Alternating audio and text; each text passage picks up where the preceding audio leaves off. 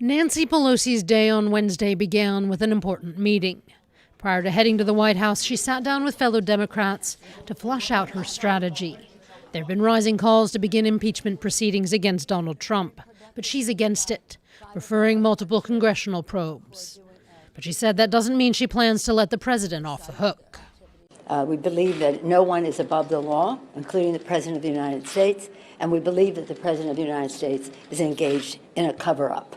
Pelosi's comments infuriated Donald Trump. Shortly afterwards at the White House, the president stormed out of their scheduled meeting to discuss infrastructure. Just 3 minutes into it, without having sat down or shaken hands, he walked out, saying he would no longer work with Democrats until they stopped their probes. Right afterwards, at an impromptu press conference in the Rose Garden, he slammed Pelosi for saying there was a cover-up.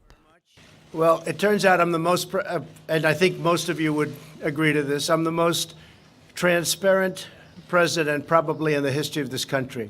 All of a sudden, I hear last night they're going to have a meeting right before this meeting to talk about the I word.